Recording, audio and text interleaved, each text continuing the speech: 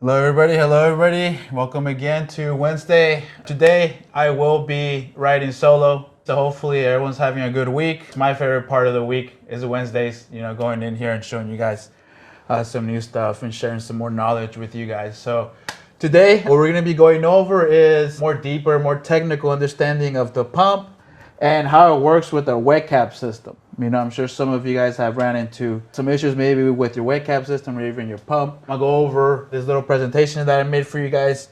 A lot of copy and paste from documents that I use for the technicians. So a lot of this stuff I do most of the time only teach the technicians, but I think it's very useful information for you guys, help you better understand. I think the better you understand all these components, the easier the whole process is going to be. So today I'll be going over through some of these explanations. I created a little PowerPoint for you guys and I also shared it with Ryan. So I'll have Ryan post this for you guys on the Facebook page. For those of you that are not on there, go ahead and join that Facebook page. There's a lot of our users on there, a lot of information in there. So go ahead and get on there. But let's go ahead and get started. I'll go ahead and start off one that I think we get a lot of questions for, which is going to be our pump. Our pump is going to be something that's very important here. So as we're going, don't be afraid to ask those questions. I'm gonna go ahead and be reading them as they come up, and I'll try to answer them as we go. If not, of course, we'll have the Q&A at the end as well. So main function of the pump, maintains the printhead in an airtight wet seal environment. Basically, the head sits over this pump. These little pads push up against the head and it creates an airtight seal. What that means is no more air is leaking in. And that is very important because we don't want air to leak in there overnight, which will clog up those heads. The next morning when you come in, you could be having to do a lot of head cleans, a lot of primes, a lot of things around there. So, kind of keep that in mind. It helps prevent those clogs, prolongs the life of the print head. Faster startup during the morning, get this guy nice and clean. The startups will be much faster. You'll be up and printing much quicker. Performs head cleans and primes. Very easy. So, a lot of this stuff you kind of already know what it does, where it's at, and some of the actions that it'll perform. On the next one, here's a quick little anatomy of the pump. So on the left side, you'll see that wiper blade, which are part of your maintenance. Cleans off droplets and wipes print head plate. It's basically sort of like, I always say, it's like your windshield wiper in your car. It starts to rain. This white, your windshield wiper starts to turn. It wipes all that water off of there. Same exact thing with this wiper. That's basically what it is. It's like a windshield wiper for your actual print head. Must be cleaned daily during your daily shutdown. Don't forget about that. This happens a lot. People will forget about it, and then they have a huge layer of white ink just caked all over that wiper blade. In a couple slides from here, I'll show you guys how to remove it. Sometimes you may need to remove it, and I'll show you guys how to do that. This area gets really dirty and will require extra attention to detail when performing maintenance. It's an area where the wiper blade gets tucked in. Don't be afraid to get in there. Get a flashlight. Sometimes it can get really dark in there. Make sure you clean this guy up real good. It's a rotating part, so if ink gets built up in there, it can definitely not allow this piece to go up. On the top right, we have our power cable. If you see, it says two versions of the pump, one with a short cable and one with a long cable. But we include an extension to make it long.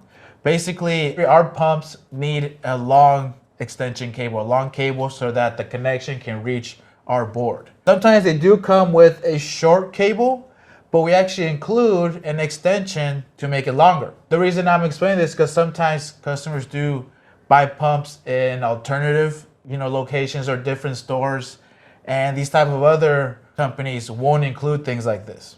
Right, and then you get this new pump and you're wondering, hey, why is this pump so long and this one has a little 1-inch cable? So kind of just keep that in mind. We do always provide it with a long cable just in case, either way. But that's one thing you may notice if you ever look at other people that supply the pump. They may have a really, really short cable. Then the capping station, in the bottom right there, it's going to be print head will rest here daily. So again, remember I was talking about those seals. Rubber pads will create an airtight seal, important to keep clean. Must be maintained daily. Usually one that's part of your wet capping. A quick wipe, if you actually clean this daily, it'll be a quick wipe. I visited a customer the other day and it had been weeks, probably since he cleaned it. He swore he cleaned it every day. I was able to peel off a perfect square shape of this whole capping station, because that's how thick of a layer it had that I was able to just grab it with my finger and just peel it right off, So And all that junk will, not create an airtight seal. Overnight things can start to clog up. So, and then if you notice, there's two pads. There's one on the left. It's divided right down the middle. The left side is going to be for your white ink. The right side is going to be for your seam white cane. So if you ever notice, one side may have more color, maybe more darker than the other. It's just because that's how we divide, the print head there. So here's the bottom side. So gears rotate to create suction on the pump motion. So every time it's pumping, every time it's moving, these gears are what's moving, all those moving parts in there. These gears are at the bottom side of the pump and not visible unless the pump is removed. So completely down at the bottom side, you will not be able to see this unless you've replaced the pump in the past and you flipped it around. This is where most of the problem areas will happen. The ink from the top that doesn't get cleaned up will slowly start to seep down into these gears, and if these gears are not properly turning, guess what? Things are not going to prime, things are not going to pump, and that's kind of one of the comments on the next one. Failure of these gears will result in no priming, bad nozzle checks, loud clicks, clunks, or loud grinding noises. For anybody that has experienced that grinding noise, it's like a really loud screechy noise. It could be scary for the first time you ever hear it. Once the ink has dried in these gears, they can break, and it's recommended to replace the entire unit. So, once this stuff gets in there and it dries up, it's just easier. It really is just easy just to swap it out and get a new one.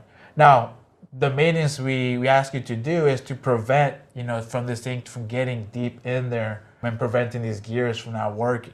Because if someone's not cleaning it very well, that ink can get into those gears within a month or two, and then you can imagine your brand new machine or your brand new pump 2 months later, having these clicking noises or grinding noises. So as long as you follow those maintenance steps, we can avoid this stuff from seeping in there and giving us those grinding noises.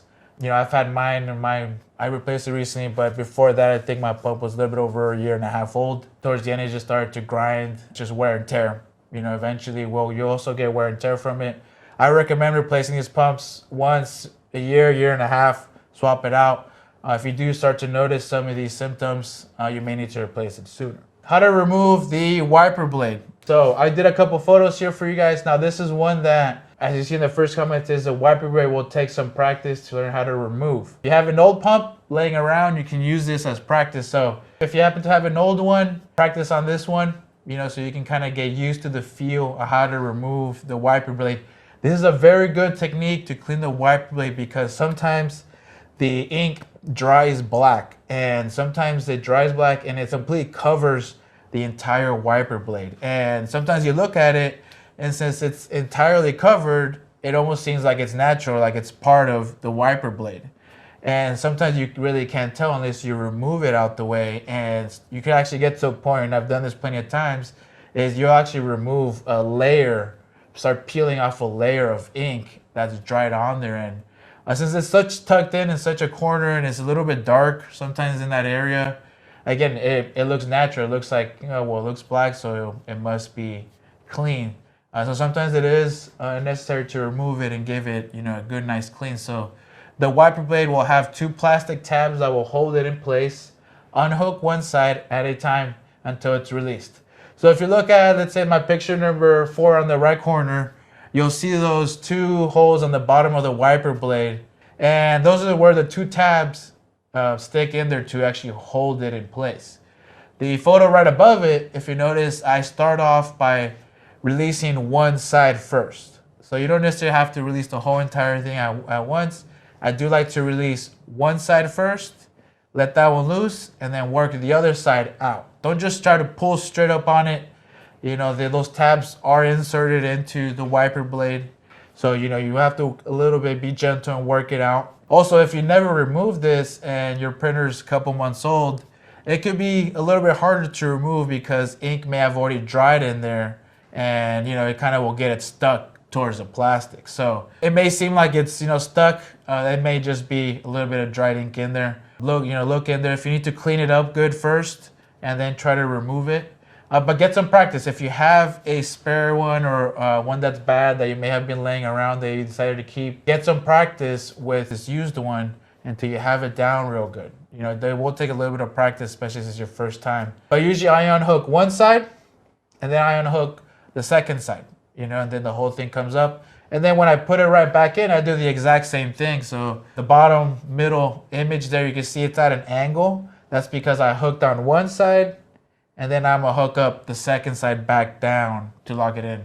And then just to make sure it's locked in, give it a little pull. Grab your finger, just pinch it, give it a slight gentle pull up. See if it releases. If it doesn't, you're good to go. Then we can have that back in there. So practice on this one, you know, if you have a spare one, and that way you can avoid damaging anything. So on the last one says, although tools can be used to release the wiper blade like a small flathead screwdriver, it's recommended to use your fingers to avoid snapping any of the plastics in there. So you can use a flathead, you know, and I'm sure if you've done research on it, you may have seen similar techniques where they use a really small thin flathead to try to get it out. Although be very careful, you know, a lot of this you have to remember is plastic, so you don't want to put too much force and then snap, you know, the wiper blade holder. So get some practice, you know, if you have it, the next time if you are going to replace, you know, maybe your pump soon, or you're going to be replacing it, keep that extra pump, you know, use it for practice, get some practice in there, learn how to do, you know, some of that. Even pulling it apart, you know, some of the guys will keep their old ones, start pulling it apart, kind of see how things work, how things are put together.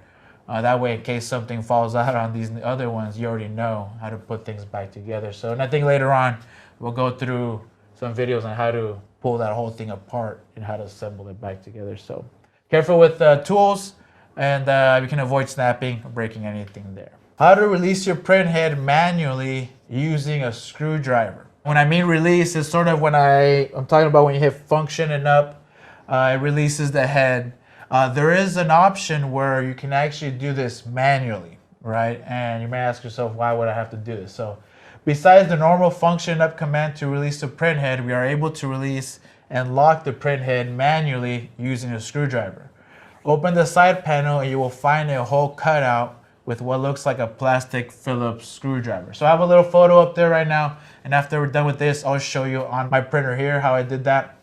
But once you open your side panel, inside there, you're gonna see a cutout, hole cutout, and if you look in there, it's gonna be what looks like a plastic Phillips screw. This screw is actually part of the pump, you know, so it's actually cut out right there, and you're actually able to use a Phillips screwdriver, stick it into that plastic Phillips, and start turning counterclockwise to start releasing the carriage. Basically what that's doing is you're manually rotating those gears, so that way things can unlock and release. And if you look at it on the actual metal, on that top right photo I have, there's even a little arrow scratched into the metal to tell you turn it counterclockwise, all right? Before we start releasing it, you're gonna wanna use your finger to gently push on the carriage. Use the screwdriver to rotate the screw counterclockwise, and you'll feel the head release. So as you're turning, you have your finger on the carriage with a little bit of pressure, so that way you can feel it release as soon as the locks go down. So real quick, I'll show you guys on my unit here how I do that. Now, one of the reasons you would want to do this is, let's say you have a power outage. Right, you have a power outage, and then you're wondering, oh, what am I gonna do now? I was in the middle of printing, and the head stopped in the middle of a print, and who knows when the power is gonna come back on. Now you're trying to figure out, how am I gonna wet cap this? How am I gonna do this? So this is the way you're gonna want to wet cap it, basically manually. If ever you don't have any power, even if, you know, your printer's down, and because, you know, your printer is clogged or boards are bad, whatever it is, you still will be able to manually wet cap your printer if you need to. So just like in the picture it shows there, you have that little cutout here. Again, use a Phillips screwdriver. I'm just gonna stick that guy in there as soon as it catches. And then I'm just gonna apply a little bit of pressure here with my finger, just so I can feel when it releases. So I can feel right there, it already released. And then if I keep turning this, my wiper blade is gonna go all the way up. So I'm gonna go ahead and keep turning it. And now I have it in a position where I'm able to now start wet capping it and, you know, applying some solution in there without having it clogging up. Now, same thing, if I want to lock it back up, all I have to do is push my head all the way over. And instead of turning counterclockwise, now I'm gonna turn clockwise to lock the carriage back up. So I'm just turning it clockwise right there. Everything's going back into place. And then now if I try to move my carriage, it's locked in place. So again, it's a little trick in case you need to release this head and you don't have any power, or there's something wrong with the machine that you can't fully power it up. And if you need to wet cap the machine, this is how you're able to do it manually. So it's a good little neat trick. Hopefully you never have to go through it, this way, but in case you do, there is how you're able to release the head and then lock it right back up. So, and I am using a number 2 Phillips screwdriver. Try to use a number 2. Number 1 is a much thinner and almost pointier, sharper tip to it. And I've seen people strip that metal plastic, with a smaller, thinner screwdriver. So use the right tools, make it easier, and you don't have to worry about stripping any screws on this guy. So now the wet capping. Main functions of the wet cap system. So 1 allows us to wet cap the printer using our super cleaner. It helps release pressure from the waste bottle when priming or head clean. So this is a second one that people sometimes forget what the whole carriage system helps do. And I'll talk a little bit about that second point right there. Here's a quick anatomy, just kind of show you, and I even included some part numbers for you guys on this, so that way in case you need to order any of these parts or something got damaged, you want to replace it.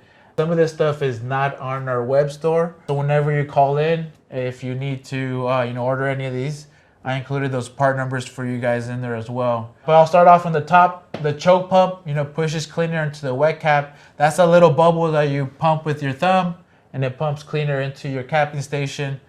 Usually, I don't ever had really any issues with that guy. That guy's pretty solid. Never have to really replace it. Cleaner shut-off clip.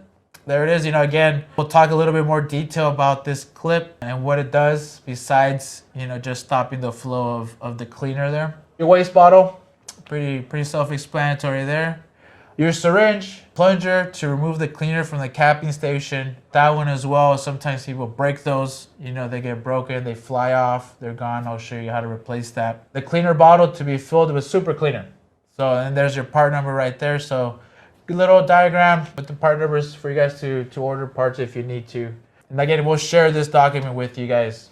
Okay, how the wet cap system affects the functionality of the pump. So even though the pump's over here, in the front, and we have the capping system in the back, it's all interconnected together, and one can affect the other.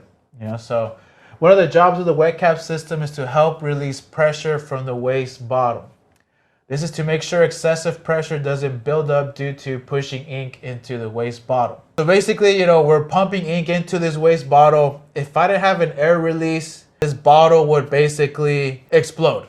Because I'm just pumping ink into it, air, and, it would get to a point where it could possibly explode. So one of the things we do is we have another tube that releases this pressure. The waste bottle has 2 tubes on the top. One pushes ink into the bottle. The other releases air/pressure out from the bottle. You can see my little diagram, my little photo here. I added some arrows for you. Arrows, flowing in, and then air flowing out. And if you notice, the one where the air is flowing out, that line is clear. It should be clear. Air should only ever be traveling through there. If you see ink in that area, it usually means our waste bottle got a little too full. And again, that's the next one there. It's important to make sure the waste ink level does not reach this tube. If ink gets pulled into the wet cap system, it can potentially clog your one-way valve. This will not allow the wet cap to function properly. And we'll talk about that one-way valve as well. Here's a little diagram that we have. I use this to show the text how everything is connected together, how it all kind of works. So, and again, I'll share this with you guys. It's all part of the document we're going to share, and it's good to kind of see an exploded diagram. Now, all of this tubing, everything is all tucked in that little metal box. So all of this, those exploded, it's really, all this is really just your assembly and the rear, and it kind of shows you how things flow across. So it's a good little diagram to have to kind of learn what, how big the size of the tubing is and what's included in there. All right, since the wet cap system is interconnected with the pump, leaving the cleaner clip open during printing or head cleans or primes will result in the following. So this is one of those things where people ask me, well, why do I have to have the cleaner clip closed? It's all interconnected, and you're gonna want to make sure that cleaner clip in the back is shut whenever you're doing head cleans, whenever you're doing primes, when you're starting up the machine, you need it shut or else it will affect your flow. So one of the things that will happen is it will drain the cleaner out of your cleaner bottle. So if you leave your clip open in the back and you start doing head cleans, you start doing primes, the pump will start to pull ink from the head, and then it'll also pull ink from the actual cleaner bottle, all right? And one of the things we do to prevent that from happening is we close the clip, right? So make sure it doesn't pull any more cleaner. So if you ever notice that you're priming, and the next thing you know, you look at your cleaner bottle and you realize it's empty, it's more than likely because that clip might have been left open. So just be a little careful with that. Nothing bad will happen besides, obviously you're gonna waste some cleaner. But the thing that will happen is head cleans and primes will not be as effective and will result in bad nozzles. So now instead of the pump, just giving 100% of its power to the head, now since we left that cleaner clip open, now that power is being distributed, it's pulling from your cleaner bottle and it's pulling from the head, and we need all that power towards the head to give us good primes, to give us good head cleans. In order for us to do that is we need to close that clip. Make sure you keep it closed. Sometimes people forget it. You're doing head cleans, primes, and you realize it's not getting better, it's getting worse. Check that clip. Make sure it's actually shut. If your cleaner bottle ever collapses on itself or starts to get sucked in, it's more than likely due to cleaner clip being left open. You can get to the point where you suck out all the cleaner out of that bottle and it actually starts to get crushed in. Like literally it looks like it's just getting sucked in into itself. I've seen them get to the point where they're crushed all the way to the bottom, and sometimes, useless after a while. So if ever you notice that, it's usually because the clip, it might have been left open. So just kind of keep that in mind. Keep an eye on that clip, make sure it isn't left open. And we can avoid that guy from getting crushed, all the way down. Because sometimes they do pop off flying. And for anybody that has done it in the past, it's pretty easy procedure to replace this guy. And we do sell them. So, and I believe I included the part number there for you guys.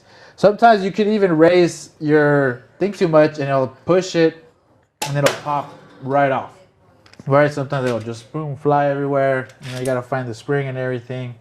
Most of the time what happens is when they're pushing down on this, they're not pushing evenly down in the middle. And they start pushing on the edges, on the sides where there's almost no support for this plastic. And then boom, it breaks the top off. Then the spring can't be held in there.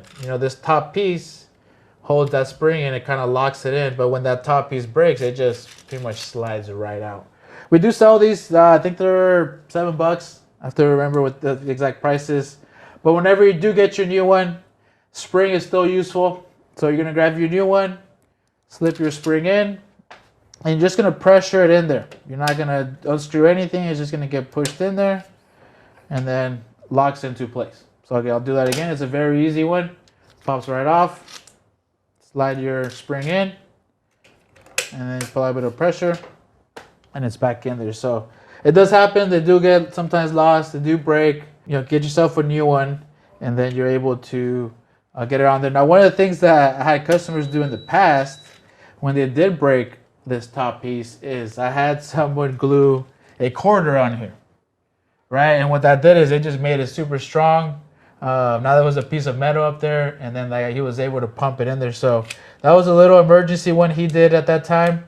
I got a little bit of super glue, put a little bit of a quarter in there, and that worked great for him. But, in an emergency, that's something you can do. If not, get yourself one of these. Yours has broken, and you can avoid working with a broken one on there. So, why is my plunger not draining the wet cap? So, for those of you that have had it long enough, you may have ran something similar to this. Here's a couple of reasons why that may happen. So, the first one is going to be the waste bottle cap is not tight. That whole system has to be airtight. As soon as air starts to leak out of somewhere or starts to leak in somewhere, that plunger is not going to work. So make sure that bottle cap is nice and tight, then that plunger can start working again. One where air release valve is clogged. So earlier I talked about what happens if your waste bottle gets too full. If it gets too full, then it'll actually start to get pulled into the air release line, And that air release line leads all the way into this one-way valve. Now this one-way valve, you will have to remove your cleaner bottle. Right, you get that cleaner bottle, you remove the cleaner bottle, it'll give you more space to look into this wet cap system. So if you look at the arrows, it points it actually inside, and you actually will have to look inside this little metal box, and you're gonna see a small little metal valve. This is basically where the air gets released. Every time you're priming, every time you hit that plunger, air has to release from here. Again, what happens most of the time is if that waste bottle gets too full, ink will get sucked into this valve and then clog the valve. And then what that'll do is it just won't allow any more air to be released, right? Because it's clogged. So as you see there, I'm just using a little bit of needle nose pliers to dig it out. And all I'm looking for is ink. If you notice my photos, all of those tubes inside there are nice and clean. There's no ink, there's no drops of ink, nothing like that. That's because our waste bottle has been getting emptied, at the right amount, at the right time. If you do notice ink in these lines, that usually means, it did get a little too full and, now it got into the line. Now, if a lot got into it, it could definitely clog it. If a couple of drops got into it, it may still be functioning just fine. But if ever your plunger is not working, you're hitting that plunger and it's not emptying out your wet cap, you're gonna wanna look in here and see how that valve looks. If it looks nice and clean, it looks good, okay, we're good. That's not the problem. Go ahead and just put it right back in. We're done there. But if you notice ink, a lot of ink buildup in there, a lot of junk in there, you're gonna want to replace that valve so that way air can continue to release. So, and I wrote that valve part number down there for you guys as well, in case you need to purchase it. It's a good one. If you follow our guidelines and you are emptying out your waste bottle when it's halfway full, and not letting it go up that high, you'll never run into this problem. So that's one thing, it's good preventive maintenance, but if, for whatever reason, it does get full, check these valves, check these lines, and, let's make sure that nothing got clogged up in there. There should be no ink in any of these lines there. The other reason the plunger may not drain is the cleaner clip is left open. Earlier I talked about that cleaner clip being left open. It should only be open when you're wet capping it. If you're not wet capping, if you're printing, you're doing head clean, startup, anything else, you want that clip shut. It'll just will give you bad nozzles. The plunger won't work. Your cleaner is gonna get wasted. So make sure that clip is shut unless you're wet capping. And then the other one is gonna be the tubes kinked or clogged. These tubes are actually right underneath your pump, and you always want to make sure they all have nice curves with no kinks. Ink and air have to flow through these, so you want to make sure there's nothing preventing flow, whether that's the ink, whether that's for the cleaner. Any of that will have the actual plunger not work very well when you're trying to empty it. So those are a couple things to check out if the plunger just not draining. Kind of one of the most common ones. I see a couple questions already on the chat, so I want to start covering them. So if you have any questions, anything, go ahead and speak. I think at this point, I'll go ahead and start a Q&A. Hopefully that was educational for you guys. Hopefully that you guys got some good tips and a couple of good things out of it. But let me go ahead and start off with a couple of these questions. Who's raising their hands? Dallas is raising his hand. Dallas. Can you hear me okay? Yeah, I can hear you. Perfect. Thanks, man. Appreciate it. I just had a couple quick questions for you. Kind of on the subject with this one, I'm curious. I just got my machine. I haven't actually started running it yet or anything. So I'm wondering, how long is it okay for them to remain idle in between prints? And I own a different business. It's not just a shirt business. I own a real estate brokerage. So we're doing stuff kind of for giveaways and things of that nature. So we're not going to be running full time. We're not going to be doing 8-hour days, things of that nature. So I just want to know kind of in between when we're not doing long days, obviously of printing, if we just print for a couple hours on a day, how long is it okay to stay idle? And obviously I know there's going to be, more waste in the long run, having it idle and then, doing all the pre-checks and pumps and all that stuff. So I'm just curious on that front, what's okay to leave it idle, kind of ink wise with it in the bottles and in the lines and stuff. So it's a good question. I guess as far as idle time, one of the things here is, I would say anywhere from like 3 hours, 4 hours. If it's not going to be longer than that, go ahead and just wet cap it just to make sure everything maintains nice and wet and open. If you do let it sit for, let's say, those 3 hours, the only thing you'd have to come back is do the head clean, do a nozzle check, and just fire it right back up. I would say anything more than those couple hours, just wet cap it just to be sure. I mean, the last thing you want is thinking you're going to be gone for 4 hours and then you end up being gone for 10 hours, you know, Right. and then What it just about sat like there for that as long. far as having it wet capped? How long can you have it? Kind of that's what I'm thinking. It's more when I have a run that I'm going to do, I'll probably run straight through start to finish as long as nothing comes up. So as far as getting it wet capped and stuff, is it okay to leave it wet capped for 5 days at a time? We usually recommend about a week. Kind of depends on your environment. The reason we say that is because some people live in more drier or humid environments, which means the cleaner may evaporate, you know, sooner than somebody else that's living in a different state, you know, different conditions. So I'd say every week, just go in there, check it, make sure there's still cleaner in there. Make sure if there's extra 5-10 minutes to do a quick head clean, do a nozzle check, even better. You know, you double check it, you make sure everything's firing, then just wet cap it right back again. But I usually do I'd say a week. You know, we have let the machine sit for longer here with great success, but I would say a week, check it, make sure it's good. And if you need to, just make sure you wet cap it again, let it sit. Okay. Can I get one more in real quick? Yeah, go ahead. I just going through some of the other stuff online, some of the stuff you guys have on there. I'm trying to figure out when I do get rolling, I want to do the poly cotton blends mostly. But so I'm thinking like 60/40s and 50/50s as far as poly cotton blends goes. What kind of settings am I looking at for that between even in the RIP software? What environment am I using? Am I using the cotton or the poly? And then same thing as far as heat press times and temperatures and things of that nature. Are we leaning more towards the cotton or the poly side? I would lean more towards the poly side. You know, if it's especially if you're like dealing with tri blends, you know, a little bit more, or even 50/50s. Once you go too hot with the polyesters, you'll start to lose vibrancy. You know, so just kind of keep that in mind. You know, if ever you're pressing one and you ended up losing a lot of vibrancy, it is because it just got too hot for that poly. So I would say start off with the poly. If you're having a much higher ratio of polyester, stick with poly. If you have a higher ratio of pretty much cotton, stick with cotton. The 50/50s, you know, for the past, we have been doing 330 for those. Once the gammuting came out, we were able to adjust that setting from there.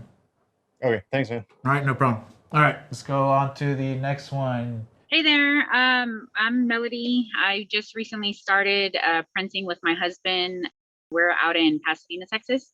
And so going to the wet capping segment, I noticed that when we wet cap we push the solution into the wet capping station.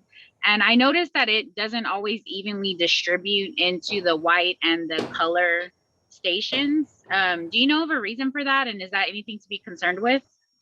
I mean, if it's not filling up like at all and it's dry, then I would say, yeah, at that point, you know, it's something to be concerned about. Check your tubing down at the bottom. Make sure there's, you know, nothing, you know, being kinked maybe on one side more than the other. I'd say start looking in there. Another good thing you can do is if for whatever reason, I mean, machine being so new, you shouldn't have any that much buildup. But if ink does start to build up, let's say on the tubes that lead up or even down to the cleaner, it could, you know, prevent the flow from going very well. So one of the things that I do is I'll release my printhead by hitting function and up. And while the head is released, I hit power and down. So I start priming with the head released. And what that does is pretty much starts the suction motion on those pads. And then what I do is I start flushing cleaner and some distilled water. And basically all I'm doing is I'm cleaning out that whole line. That pump is just pumping, pulling, pulling, pulling.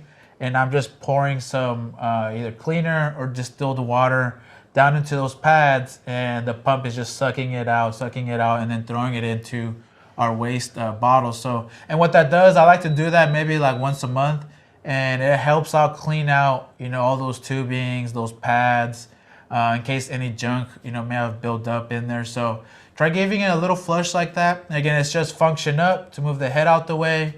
Then you hit power down, and then you start to pour a little bit of cleaner into your pads. And you'll notice it sucks it right up.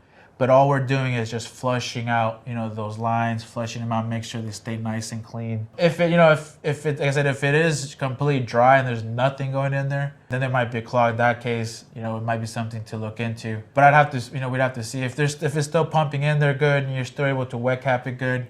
That's the important part, is making sure it doesn't stay sitting dry on there. Let me check some on the chat here. You said something about losing power. I have mine connected to a battery backup device. It has saved me a few times. That's a good one. Hampton Weiss just posted that one. So for those of you who don't know what he's talking about, basically a battery backup device is just a big battery to power up your machine in case the electricity goes out. And I have a lot of people in different parts of, in other countries, where the electricity isn't as stable. They're running backup batteries on their printers, and basically when the electricity goes out, boom, the printer will stay on if you have this backup battery. And like I said, it saves them a couple of times. You imagine you're printing on a hoodie or something that's very expensive, and all of a sudden stops because the power went out. That shirt is lost, that hoodie's lost. So I recommend anybody to get a backup battery. It's a really good way of making sure that this guy stays on in an emergency. And then some often called UPS, uninterrupted power supply. So it's a good one. So absolutely, pick one of those up if you have it in your budget. Pick one up, and it will save you. Except you don't want that last thing to, for some reason, power goes out, and then the whole machine stops. So it's a good one. It's a good one, Hampton. What does happen if you lose power? See, Dallas, yes, this one. What does happen if you lose power during a print? Will it continue once back, or do you just need to restart everything? Yeah, you will lose the position. That's one thing. The printer doesn't actually have any memory.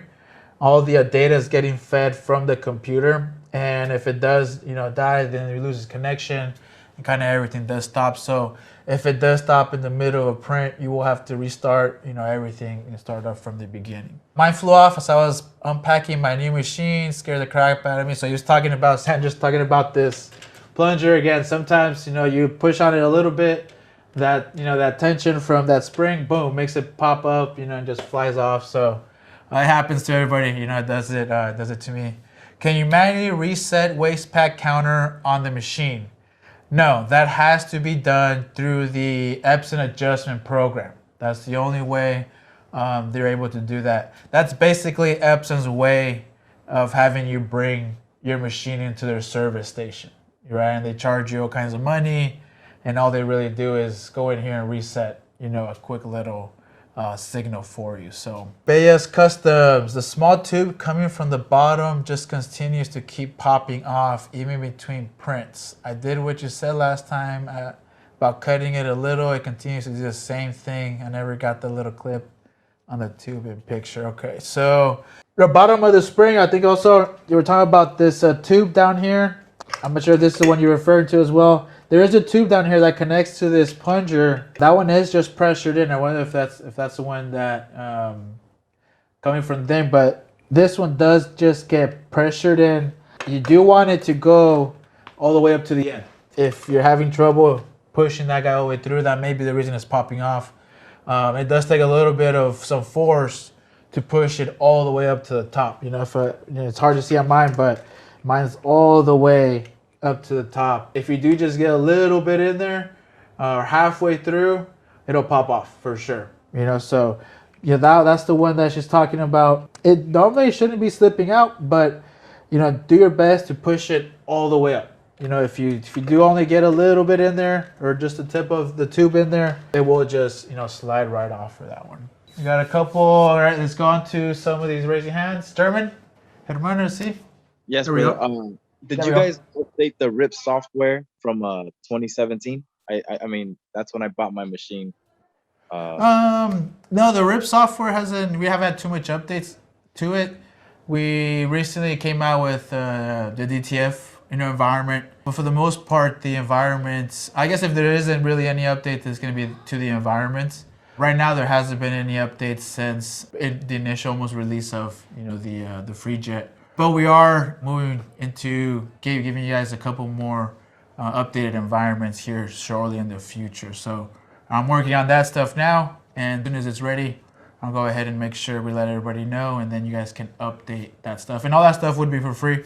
So anybody that has the software, we'd go ahead and send you those updated environments, and we just install them and get them in there. But so far as of right now, no updates right now. What's going on?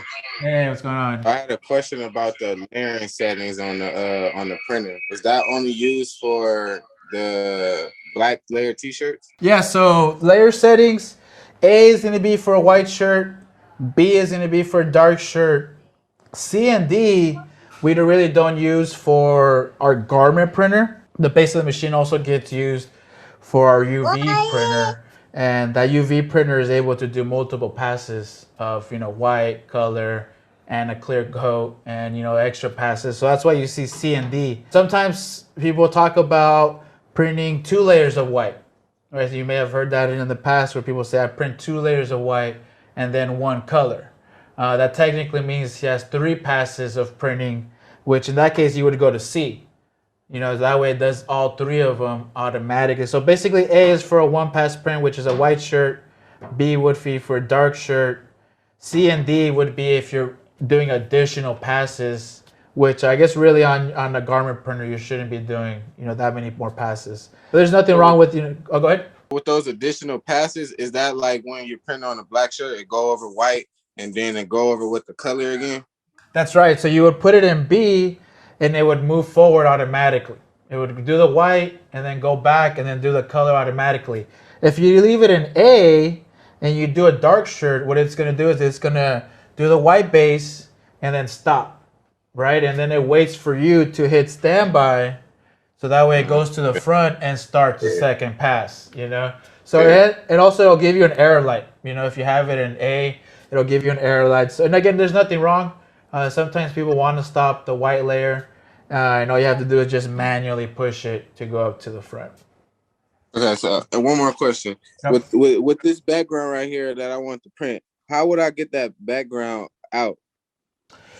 It's gonna be a little difficult in the rip. The rip does have an option to remove the background, although it's not really the best, the best option for it. But if you go, I believe it says edit on the top or image, and then it says add transparency layer.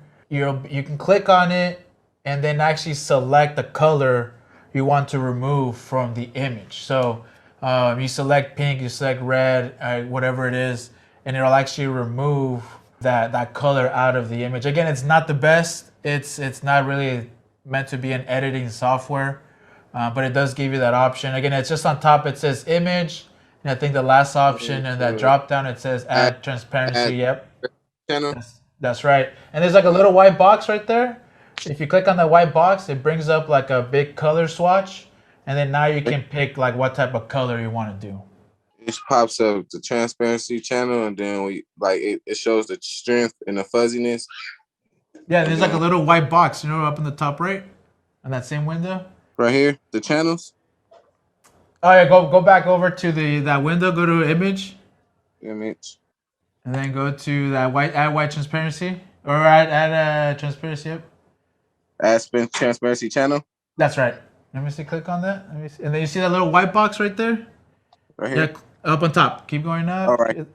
Yeah, right there. Click on it, and then now, boom! This little color swatch pops up, and then now you can try to find that. You have to find that exact color, and then it looks at your image and then removes that whole color out of there. Okay. All right.